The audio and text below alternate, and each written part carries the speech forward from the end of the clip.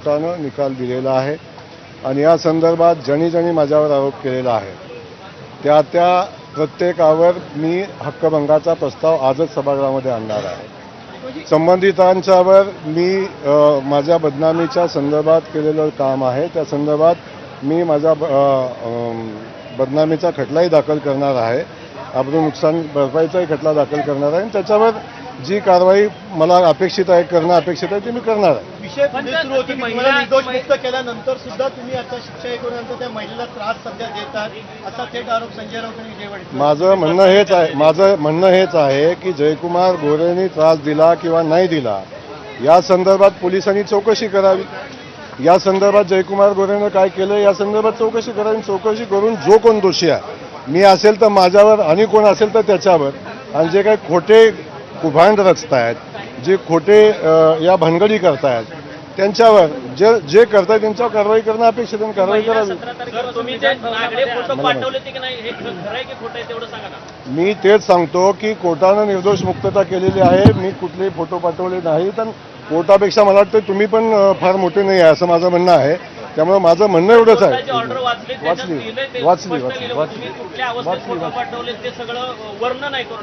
त्यामुळं माझं याच्यापेक्षा वेगळं काही म्हणणं नाही। मी आपल्याला जे म्हणणं सांगितलंय ते ऑन रेकॉर्ड आहे आणि या संदर्भात ज्या लोकांनी माझ्यावर अशा पद्धतीचे आरोप केलेले आहेत त्यांच्यावर मी हक्कभंग आणणार आणि त्यांच्यावर मी अब्रू नुकसानीचा दावा दाखल करणार। सर हिंदी में बताइए आप पे एलिगेशन मला या संदर्भात माहिती नाही, मला तुमच्याकडून माहिती मिळालेली आहे।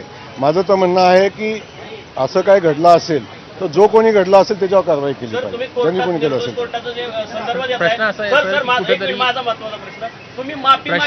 की कुठेतरी तुम्हाला एकूण नैतिकतेच्या जोरावर पायउतार व्हावं अशा प्रकारचं विधान जे आहे ते विरोधी पक्ष देखील करताना दिसत आहेत, याकडे कशा प्रकारे मला कळत नाही की जी या देशाची सर्वोच्च व्यवस्था न्यायव्यवस्था आहे आणि न्यायव्यवस्थेने जेव्हा मला निर्दोष मुक्त केलेलं आहे तेव्हा बाकी कुठल्या गोष्टीला किती महत्त्व राहतं आणि विरोधक काय म्हणतात मला वाटतं याला गांभीर्याने घ्यायचं काही कारण नाही। कारण तुम्ही कोण विरोधक आहेत त्यांनी वस्तुस्थिती माहिती घेतली का, परिस्थिती बघितली का या संदर्भात त्यांच्याशी चर्चा करावी आपण आणि मग त्याचं उत्तर द्यावं। माझं म्हणणं काय आहे की बाकी सगळ्या गोष्टी बाजूला ठेवण्यापेक्षा चर्चा करण्यापेक्षा त्यांनी वस्तुस्थिती माहिती घ्यावी आणि मी आज सांगतो की आपणाला की ज्यांनी असं काय घडलं असेल मला माहिती नाही असं काय घडलं असेल तर ज्यांनी कुणी केला असेल त्याच्यावर कारवाई करावी। जर दुसऱ्या एका केसमध्ये सर्वोच्च न्यायालयाने तुम्ही ज्या ट्रस्टचे अध्यक्ष आहात त्या मायनी ट्रस्ट ते ट्रस्ट आणि कर्नाटक ट्रस्ट तुमच्या दोघांवर त्यांनी म्हटलंय की जनावरांवर मुकणारा कुत्रा असा तुमचा उल्लेख सर्वोच्च न्यायालयाने म्हटलंय, मी नाही म्हणत। आता तुषारजी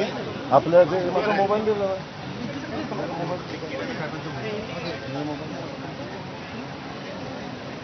आपण फारच तुषारजी पत्रकार म्हणून आपली पत्रकारिता फार उच्च दर्जाची आहे आणि मी सांगतो तुमचं ऐकून घ्या ना, तुमचं ऐकतोय मी